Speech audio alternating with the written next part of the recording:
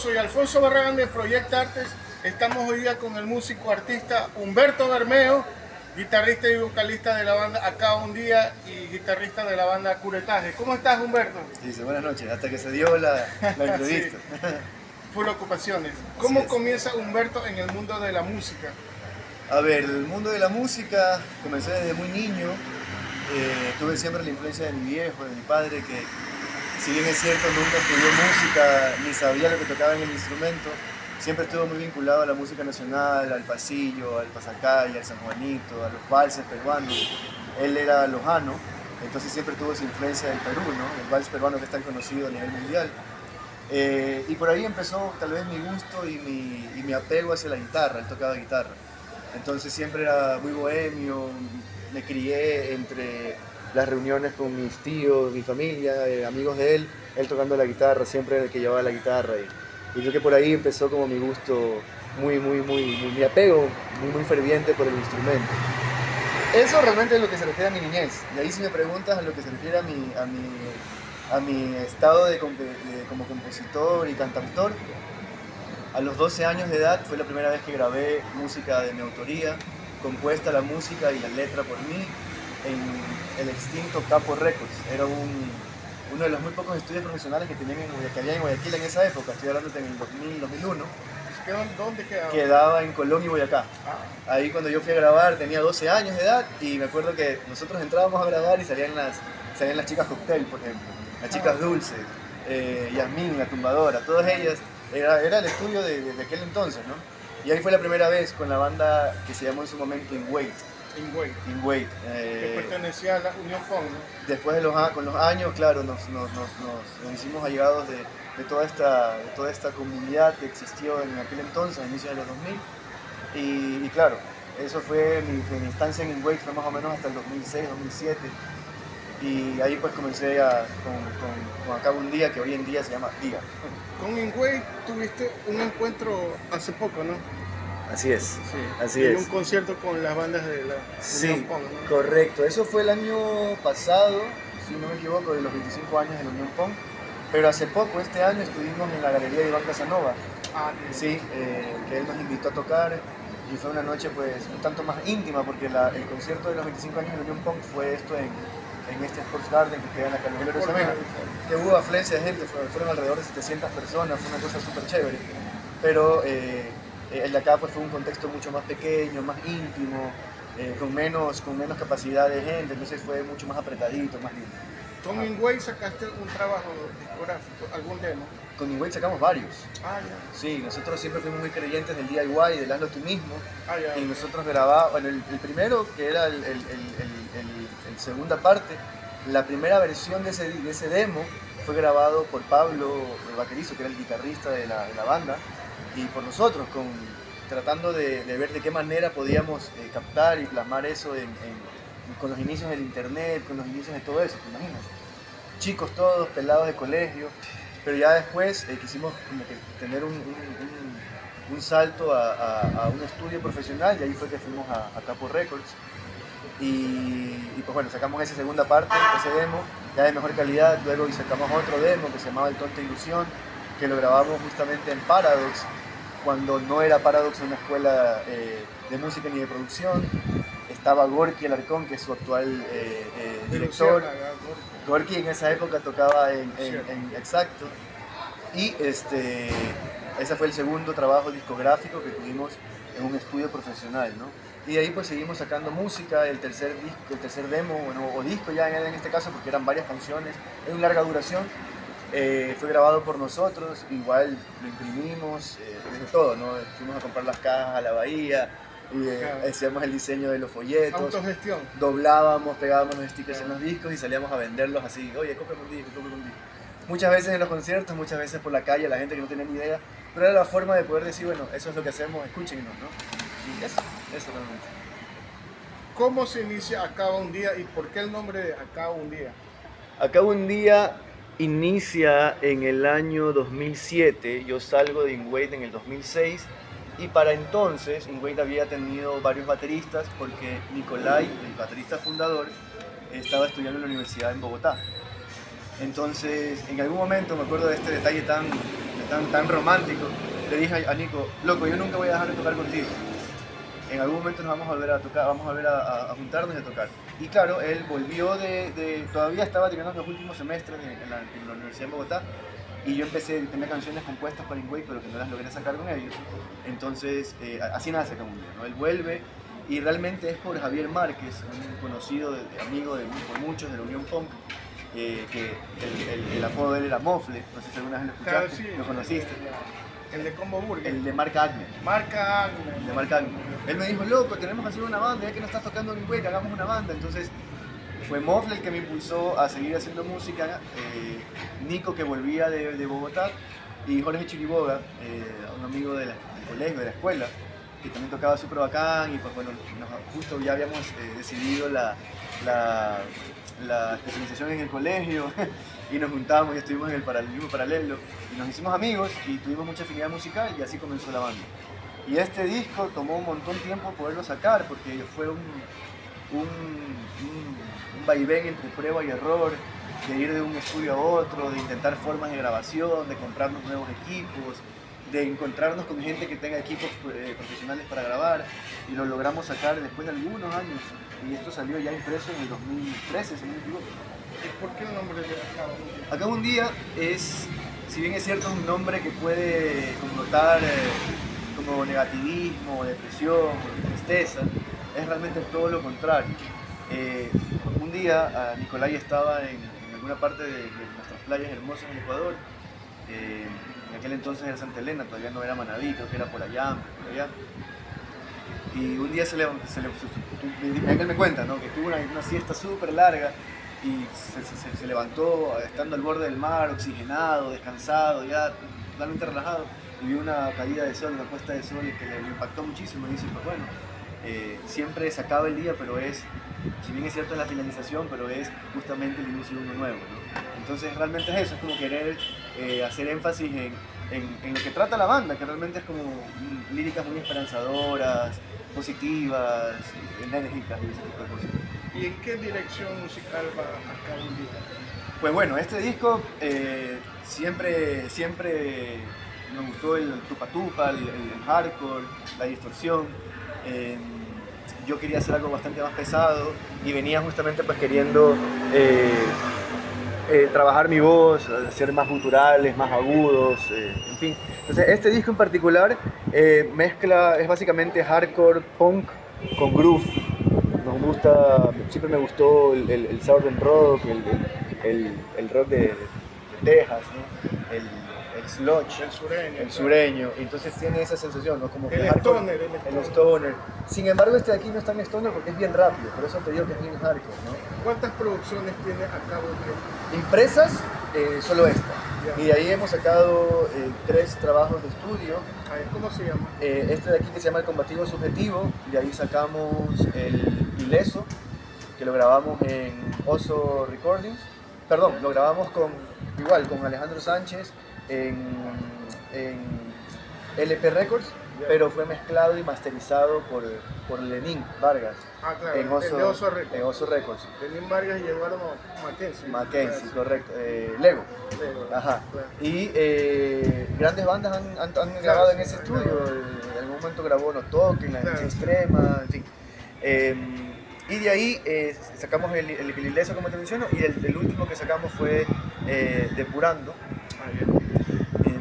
Que todos esos están en nuestras plataformas de audio, donde quieran escucharlas, iTunes, Apple, Spotify, en fin.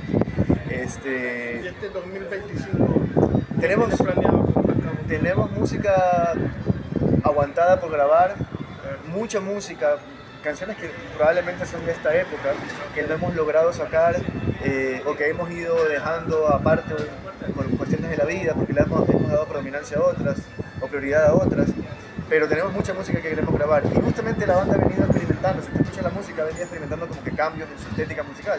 Hoy en día te pudiese decir que, si bien es cierto, es un tanto más melódica, porque ya no grito tanto, también canto, es bastante más pesada porque es stoner, es doom, es lento, pesado, desértico. Ajá, denso, ¿no? Exacto. Pero es la misma esencia del southern rock y del hardcore porque nos gusta la distorsión y el tupa-tupa. Ok. Ajá. Háblame de tu lado grindcore, más visceral. Curetaje, ¿cómo nace Curetaje y por qué el nombre de Curetaje? Curetaje nace a raíz de que yo empiezo a tocar bajo en Ruido de Odio. Ah, ok. Con Chibolo, con Murdo, con Murdo, con Pablo Pablo, Pérez. con Pablito Pérez y con David Palacio. David ¿no? Palacio, negro. el Grone. Ajá. Un saludo para el Grone. Saludos ahí a la gente, al Tapipo.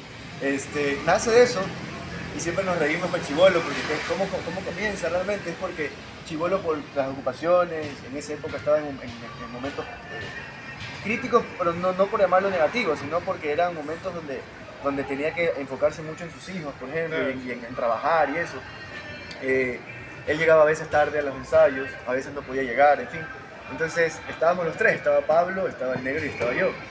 Y yo siempre he sido guitarrista, yo estaba tocando bajo ahí porque me gustaba la banda y por la amistad, ¿no?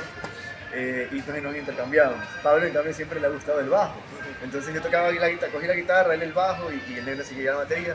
Y así salieron las dos primeras canciones que yo las compuse para Ruido de Odio en realidad. De hecho, con Ruido de Odio tocamos las primeras dos canciones que sacó Curetaje en la vida, que es Anal y Lívido. Tenían otros nombres, pero bueno, ya luego de eso se disuelve Ruido de Odio para entonces. Y yo siempre quería hacer música y siempre he querido hacer música, no me imagino no haciendo música. Y seguimos con el negro. Pablo estuvo en los primeros momentos, de ayer tuvo que irse a vivir a Ambato. Saludos para Pablito Pérez, Murdo. Saludos.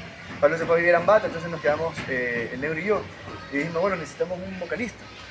Entonces intentamos con varias personas y el último que tratamos fue con Paul Troya, con mi Paulito. Saludos, si que ves esto de aquí, Paulito, vocalista de Cacasónica.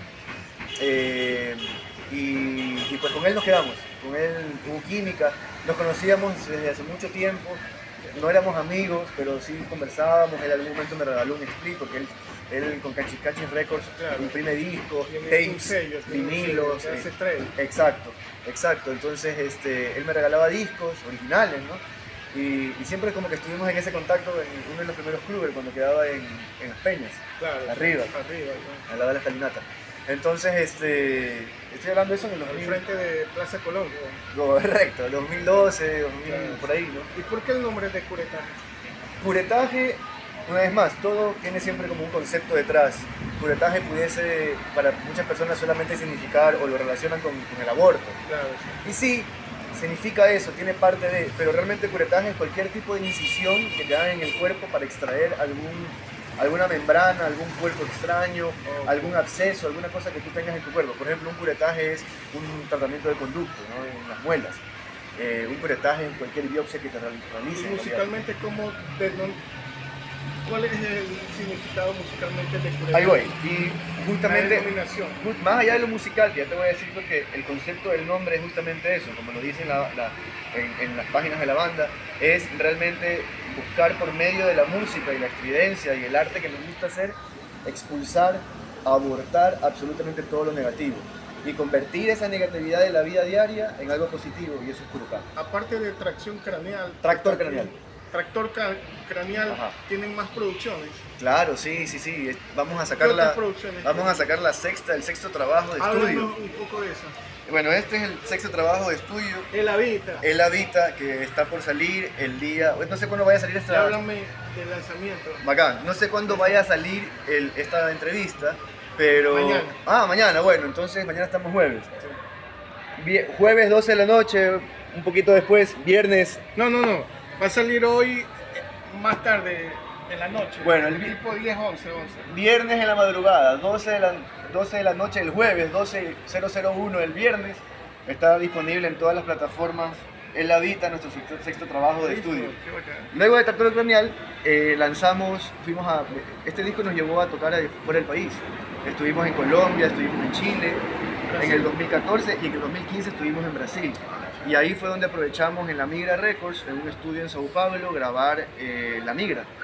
Y es nuestro segundo trabajo, ¿no? de estudio. Luego regresamos y recorrimos el Ecuador. Una vez más, el Tractor Craneal nos hizo tocar en partes donde yo ni siquiera había ido en mi país. Lo cual, viendo bandas internacionales como Brujería, ¿no? Brujería, pero bueno, eso fue ya después, ¿no? Claro. Pero sí, con este disco compartimos una gira con Magruder Grind, que es una banda brutal.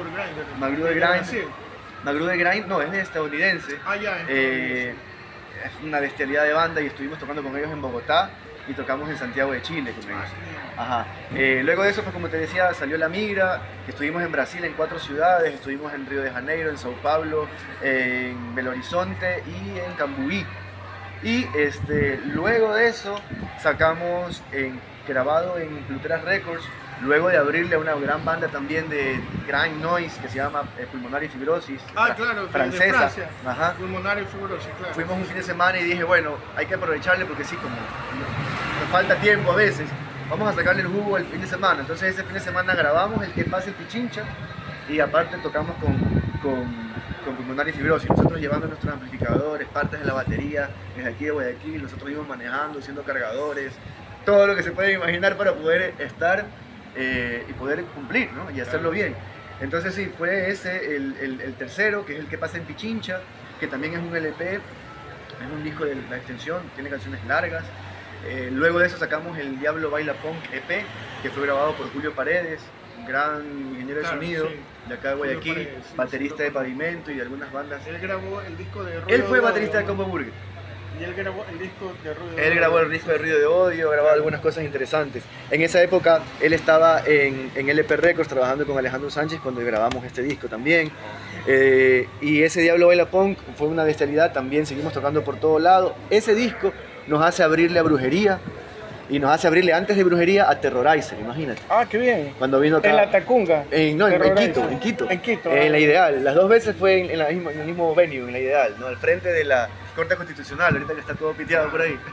Ahí fue donde, imagínate, abrirle a Terrorizer, una banda emblemática del grind, del rock extremo, y pues Brujería ni se diga, ¿no? Para mí fue una de las cosas más lindas ver al Brujo un año después, Juan Brujo de un año después, publicando su gira por Estados Unidos, puesto una camiseta de curetaje, el Diablo Baila Punk, que para mí fue una bestia. Mira que hasta me erizo, ¿no? Mira, no es mentira. Porque claro, loco, yo iba a la escuela escuchando Piton Wilson, Colas de Rata, de Raza Odiada, con mi mamá mientras me llevaba, y yo lo ponía en cassette y mi mamá me permitía escuchar semejante brutalidad, ¿no? Eso, y luego sacamos, justamente después de abrir la Brujería, en Quito, en Blow Up Records, con Emilio Montenegro, gran ingeniero de sonido también, profesor universitario, catedrático ahora de sonido y producción, el Aloqua Lilith, que fue nuestro último trabajo hasta el momento y ahora viene en la vida. ¿Qué significa ese título? Aloqua Lilith, Lilith pues es el nombre bíblico, ¿no? La hermana de Eva, que fue expulsada por Adán por ser rebelde. Y Aloqua es su primera hija. La primera hija que tiene Lilith. En la historia y en el relato bíblico dice que pues, Aloqua es la primera demonia conocida para la humanidad, que es hija de Lilith justamente pues, con Lucifer en este caso, ¿no? ¿De qué tratan las letras líricas de Curetaje actualmente? Ya, justamente ese nombre Aloqua Lilith hace énfasis haciendo referencia a una experiencia personal no muy agradable, o más bien para nada agradable, que tuve y que afronté vinculándome a los beneficios que tienen las mujeres por el hecho de ser mamás y todo lo en contra que tiene un individuo masculino, un hombre, un varón, por el hecho de ser papá y no tener ovarios y no haber parido el niño. Entonces, fue algo que ya estaba justamente solucionado y en calma, por llamarlo de alguna manera, pero afronté en carne propia lo que muchos padres, hombres, responsables y protectores de sus hijos tienen que sufrir por justamente cómo está hecha nuestra legislación. Entonces, hacía referencia a ese lado hermoso que son las mujeres, porque yo como varón las idolatro, son un ser hermoso.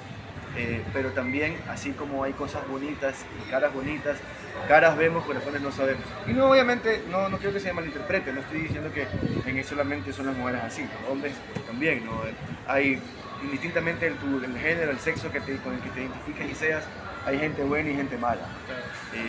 Entonces es eso, básicamente. ¿Y las líricas de este nuevo álbum, de qué trata? Curetaje, en su mayoría de trabajos, no ha tenido un contenido lírico, sino más bien ha sido un contenido conceptual, refiriéndose a los nombres de las canciones. En el caso de Local Elite ya empezó a haber contenido lírico. Antes, en el Diablo Baila Punk EP, también empezó a haber lírica. Por ejemplo, hay una canción que se llama Rumichaca Largo, entre paréntesis, en contravía con todos los semáforos en verde, en hora pico. Es justamente por querer hacer énfasis y alusión a nuestra identidad guayaquileña, ¿no? Cuando te dicen, ¿por dónde quedas? Rumichaca Largo. Entonces, han habido ese tipo de asuntos líricos netamente por cuestiones experiencias vivenciales, ¿no? Existenciales. En el caso de Él Habita, que hoy en día me preguntas, habla justamente sobre esto, ¿no? Sobre experiencias personales y hace referencia fonética a algo que, si la gente ha seguido de cerca la banda y conoce a sus integrantes, va a identificarlo en algún momento. Por respeto y por cariño a la situación, me lo reservo, pero está aquí totalmente develado en realidad, tanto a nivel gráfico como a nivel de nombres y de concepto. ¿Cuál es la formación actual de Curetaje? En este momento seguimos siendo los mismos. Digo esto porque Paul Troya es y será vocalista de la banda, fundador y vitalicio, pero actualmente no puede estar con nosotros por cuestiones personales. Lo extrañamos montones. Y siempre lo pensamos y su energía está con nosotros, y yo sé que nuestra energía al momento que tocamos él la debe sentir. Pero actualmente el vocalista que nos acompaña en vivo es James Peterson, un amigo de años, rockero viejo también, promotor de algunas bandas y de producción y de promotor de eventos en el país hace algún tiempo, y vocalista de algunas bandas, ¿no? Como Autanos, y algunas otras. Bueno, para terminar, Humberto, haznos la cordial invitación a este evento. Sí, de lanzamiento de Curetaje. Sí, y bueno, ya hemos hablado de mi lado rockero, pero también si es que ponen... Ah, sí, cierto. Vamos a hablar, antes de irnos, de tu lado más sensible. Tocas otro tipo de género que no es metal, ¿no? Sí. Y te has presentado como solista, ¿no? Así es. Háblanos un poco de esa etapa más sensible, más melódica, eso sería yo. Totalmente, siempre he hecho más armónica. Correcto. Bueno, con In Wait en mis inicios fue bastante melódico, porque si bien es cierto era punk, pero era un punk melódico. Y nunca dejé de estar de ese lado de la música, porque me gusta la música en general. Me encanta el rock y me considero rockero ferviente y hasta la muerte, pero también me gusta la música en general. Y como te dije, siempre estuve vinculado a la música nacional, por mi viejo, por mi familia. Boleros, correcto, entonces de ahí viene mi amor por la guitarra de Pablo, por la guitarra criolla nuestra. Entonces, siempre tuve la necesidad de expresar mi vida en general por medio de la música. Y así como tenemos estados de ánimo, a veces enérgicos, a veces un poco down, a veces un poco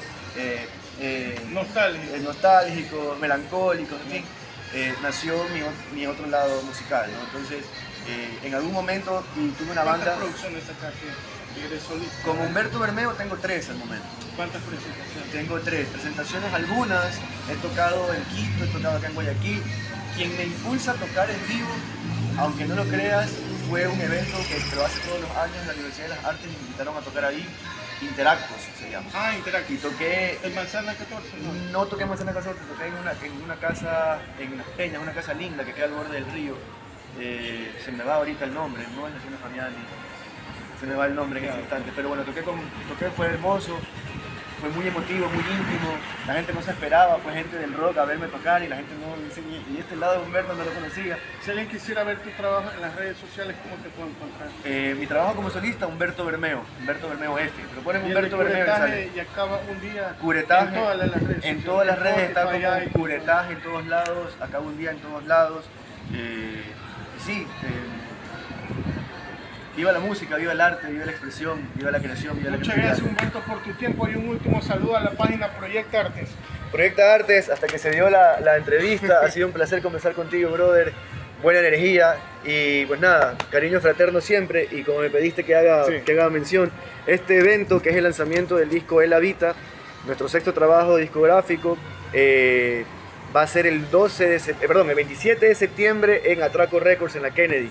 Pueden buscarlo en Google Maps o le preguntan al guardia, llegan ahí a la dirección que dice acá y pues ahí nos vemos para rock and rollear. Ya sabes, estamos en Instagram, Facebook, YouTube, consume lo nuestro, visita Project Artist.